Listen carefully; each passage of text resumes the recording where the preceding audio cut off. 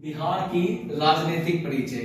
आज हम बिहार की राजनीतिक परिचय, बिहार पॉलिटी का ये पहला क्लास रहेगा और हम बिहार पॉलिटी का पहला पार्ट में बिहार की कुछ बेसिक जानकारी को इसमें लिखते हैं और इस जानकारी को आप तक प्रस्तुत करते हैं। तो बिहार के बारे में सबसे पहले हम छोटा सा कुछ पॉइंट लिखे हैं जिसको पहले आपको हम बताते हैं। हालांकि ये जो पॉइंट है ये सब पॉइंट किसका है, तो ये जनसंख्या हो गया या फिर लिंगानुपात, शिशु लिंगानुपात, दशकीय वृद्धि दर, ये आपको जनसंख्या और नगरीकरण जो बिहार का होगा उसमें पढ़ने के लिए मिलेगा। लेकिन मेरा उद्देश्य है कि ये मैं कुछ राजनीतिक परिचय पढ़ा रहा हूँ तो थोड़ा बहुत आप बिहार के बारे में जान लीजिए, उसके बाद फिर आपको राजनीतिक परिचय से इंट्रोड्यूस करवाते हैं। तो सबसे पहले क्या लिखा है, तो जनसंख्या। सबसे पहले क्या लिखा है, जनसंख्या। तो बिहार की जनसंख्या कितना है, तो 10,40,99,452। 10,40,99,452 जो कि बिहार का जनसंख्या है। बिहार में लिंगानुपात कितना है, तो बिहार का लिंगानुपात 918 है। और बिहार का शिशु लिंगानुपात कितना है, तो बिहार का शिशु लिंगानुपात 935 है।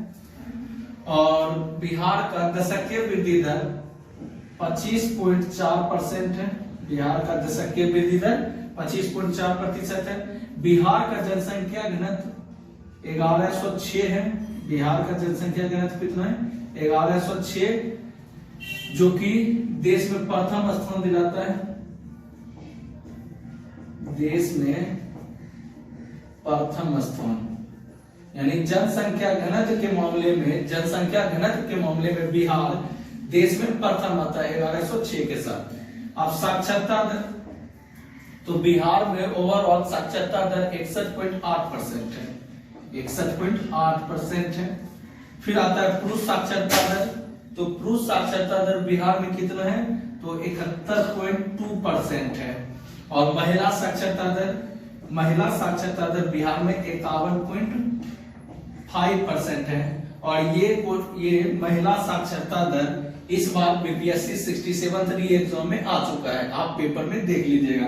महिला साक्षरता दर पूछा गया था उसमें, जो 51.5% के साथ है।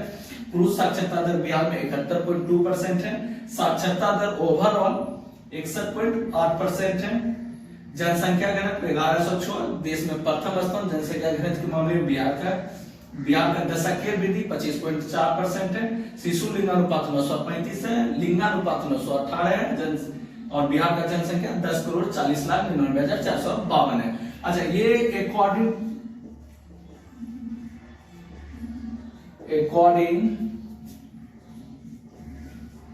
2011 यानी 2011 के जनगणना के अनुसार ये डाटा है। 2011 के जनगणना के अनुसार ये डाटा है। इसके बाद आप पहले इसका स्क्रीनशॉट ले ले, इसके बाद फिर हम आगे बिहार का राजकीय पशु पक्षी इस पे बात करते हैं। लोकसभा सीट, राज्यसभा सीट, इस पे फिर बात करते हैं। आप चाहे तो इसका स्क्रीनशॉट ले सकते हैं। मैंने बिहार के राजनीतिक परिचय में आपको थोड़ी सी बात जनसंख्या के बारे में बताया, जो कि मान लीजिए पूरा तरह तो पॉलिटी से रिलेटेड नहीं है, फिर भी जनसंख्या के बारे में मान लीजिए सवाल आता है और थोड़ा सा मैंने जानबूझ के ले लिया। ये बिहार पॉलिटी की पहली क्लास है तो मैं इसमें कुछ बेसिक बात बताऊंगा। इसके बाद धीरे धीरे जितनी भी पॉलिटी की बात, मुख्य बात होती है परीक्षा में, वो इनसे रिलेटेड मैं पूरा फैक्ट आपको करवाऊंगा। तो देखिए, बिहार के राजनीतिक परिचय में जो छोटा मोटी बात है वो ये है कि बिहार का राजकीय फूल क्या है। तो राजकीय फूल बिहार का क्या है, गेंदा है। राजकीय पशु क्या है, तो बिहार का राजकीय पशु बैल है। राजकीय पक्षी क्या है, तो गौरैया है, जिसे आप इंग्लिश में एस्पैरो कहते हैं। और आप अभियान देखे होंगे कि नागिनट्टी जमुई जो पक्षी अभ्यारण्य है उसमें गौरैया अभियान भी चलाया गया था। नागिनट्टी जमुई में है। इससे पहले, गौरैया से पहले बिहार का राजकीय पक्षी क्या था, आप चाहे तो कमेंट में ये बात आप हमको बता सकते हैं। आप जो वो नीलकंठ बाबा जिसको बोलते हैं बिहार का राजकीय पक्षी हुआ करता था इससे पहले, लेकिन अब बिहार का राजकीय पक्षी क्या है, तो गौरैया है। राजकीय वृक्ष क्या है, तो बिहार का राजकीय वृक्ष पीपल है। बिहार का राजकीय वृक्ष क्या है? तो पीपल है। राजकीय मछली क्या है? तो मांगुर है। बिहार का राजकीय मछली क्या है? मांगुर है। अच्छा, बिहार का राजकीय चिन्ह क्या है? राजकीय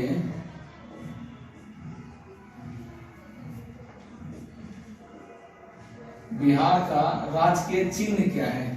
अगर आप फिल्मों में देखे होंगे या बिहार पुलिस की वर्दी में देखिएगा तो वहां पर एक इस साइड में एक चिन्ह लिखा रहता है, चिन्ह पौधा का रहता है, वही बिहार का राजकीय चिन्ह है, जिसको बोधि वृक्ष बोला जाता है।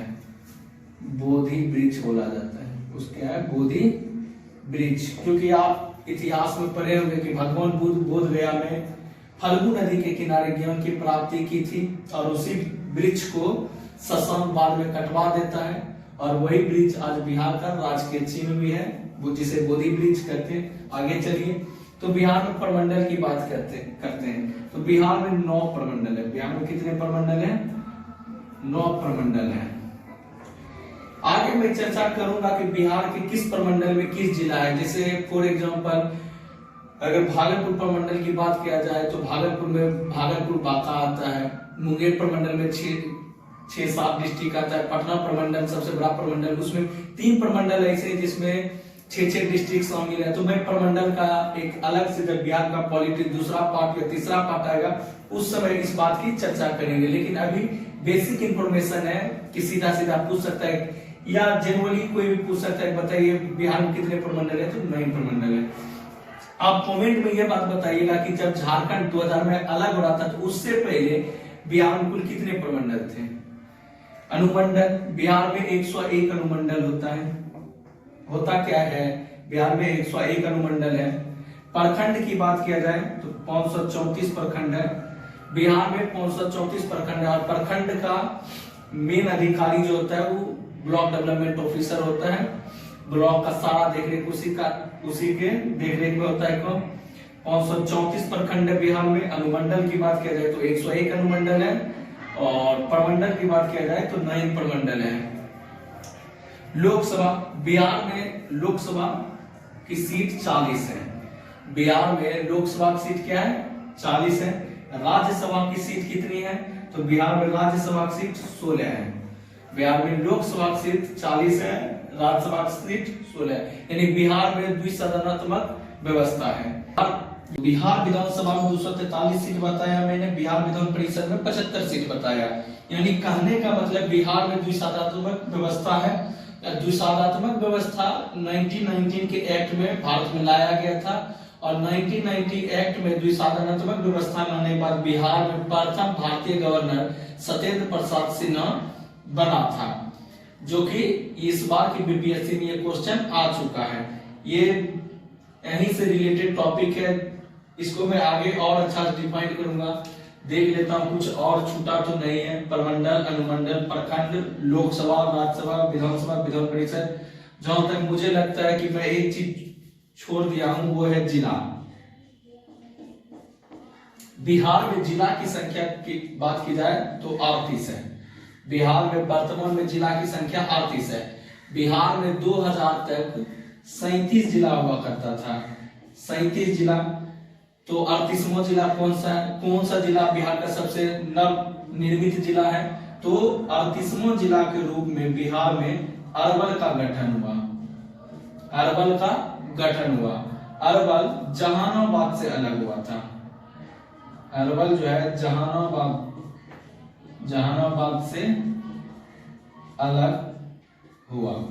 यानी जहानाबाद को तोड़ के बिहार के 38वां जिला अरवल का गठन किया गया है। और इस प्रकार बिहार में 38 जिला। जब आप झारखंड के गठन के समय का इतिहास पढ़िएगा तो उसमें आपको बताया जाएगा कि उस समय बिहार में लगभग 55 जिला हुए करते थे, और टूटने के बाद बचा 37 जिला। तो आप 55 में 37 घटा दीजिए, जितना जिला घटा का आएगा उतना जिला झारखंड में चला गया। और उसके बाद 2001 में, कब? 2001 में जाके जहानाबाद से अरवल को निकाला गया, और बिहार का नव निर्मित जिला कौन है? अरवल। यानी बिहार का 30वां जिला अरवल है। इसके आगे का पार्ट में पार्ट 2 में ना होगा जो बिहार के राजनीतिक पार्ट से संबंधित होगा। उसके बाद मैं फिर बिहार के ज्योग्राफी को लेके चलूंगा और पूरी तरह से आपको क्लास निःशुल्क मिलेगी, कोई पेड सीरीज नहीं है ये, और आप चाहे तो ये उतार सकते हैं। धन्यवाद।